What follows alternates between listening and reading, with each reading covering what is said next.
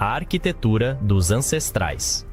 Quando as primeiras marcas na Terra começaram a se transformar em estruturas verticais, algo fundamental mudou na história humana.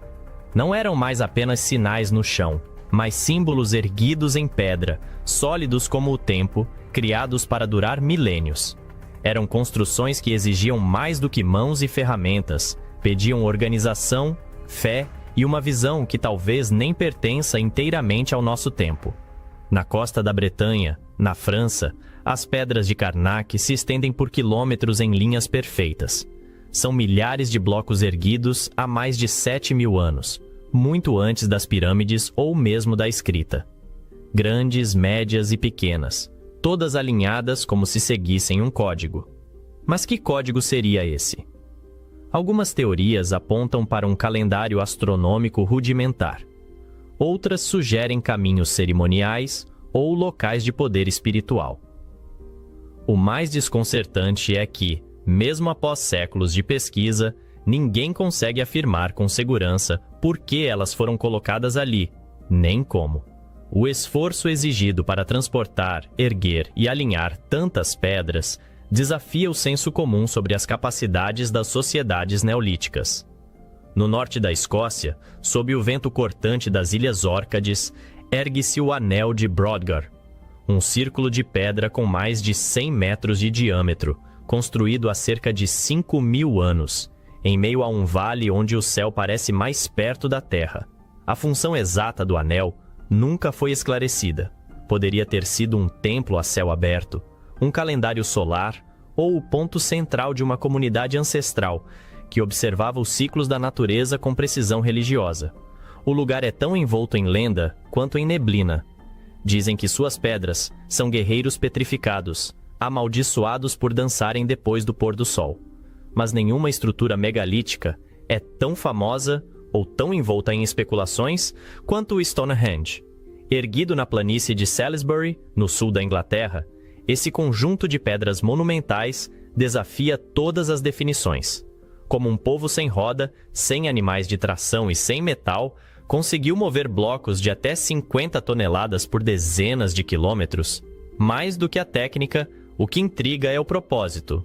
Alinhado com os solstícios, Stonehenge pode ter sido um observatório, um templo druida, um portal energético, ou tudo isso ao mesmo tempo.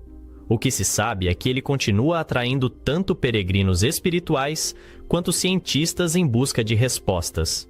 Saindo das planícies inglesas para os vales montanhosos da Bulgária, encontramos uma ponte que carrega mais do que seu próprio peso. A Ponte do Diabo, construída na Idade Média sobre o rio Arda, exibe uma beleza arquitetônica indiscutível.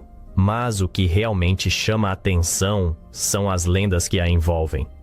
Dizem que o construtor fez um pacto com o diabo para conseguir erguê-la com perfeição. Outros juram que, se você observar a sombra das pedras no momento certo do dia, verá um rosto demoníaco refletido nas águas.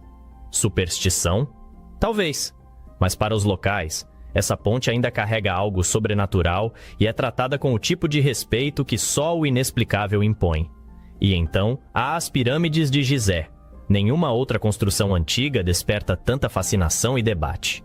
Erguidas há mais de 4.500 anos, as pirâmides desafiam as leis conhecidas da física e da engenharia de seu tempo. A pirâmide de Quéops, a maior delas, é composta por mais de 2 milhões de blocos de pedra, encaixados com uma precisão que hoje só seria possível com equipamentos a laser. Ela está perfeitamente alinhada com os pontos cardeais e sua base quase não varia em milímetros de um lado ao outro. Seriam túmulos, monumentos cósmicos, radares energéticos. Algumas teorias sugerem ajuda extraterrestre. Outras, apenas trabalho humano em escala inimaginável. Mas seja qual for a resposta, as pirâmides não parecem ter sido feitas apenas para os mortos. Elas parecem feitas para durar mais que qualquer civilização que já existiu. Essas pedras, erguidas com esforço, fé e talvez algo mais, não são apenas estruturas. São testemunhas silenciosas de uma inteligência que ainda tentamos entender. Deixadas como cartas de pedra escritas num idioma que a história ainda não conseguiu traduzir por completo. Cidades esculpidas na pedra. A grandeza escondida. Há lugares que nos impressionam pelo tamanho, outros pela beleza ou mistério.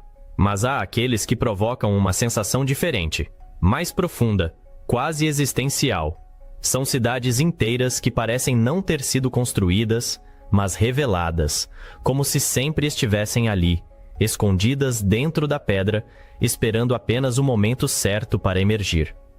Esses locais desafiam não só a lógica da engenharia antiga, mas também nossa própria imaginação. No deserto da Jordânia, entre cânions e penhascos avermelhados, surge Petra, a cidade esculpida nas rochas. À primeira vista, tudo parece cenário de cinema, e não é por acaso. Sua fachada mais famosa, o Tesouro, parece ter sido talhada por mãos sobre-humanas. Mas Petra vai muito além daquela primeira imagem. É um labirinto de túneis, templos, tumbas e escadarias talhadas diretamente na rocha viva. Foi capital dos nabateus, um povo que dominava as rotas comerciais e dominava também o segredo da água em pleno deserto. O mais intrigante é que, ao contrário de outras civilizações que erguiam paredes, os nabateus removeram a pedra, transformaram montanhas em arquitetura. E mesmo hoje, séculos depois de seu abandono, há partes de Petra que ainda não foram totalmente exploradas. É como se o passado ainda estivesse ali, sussurrando por entre as fendas de pedra.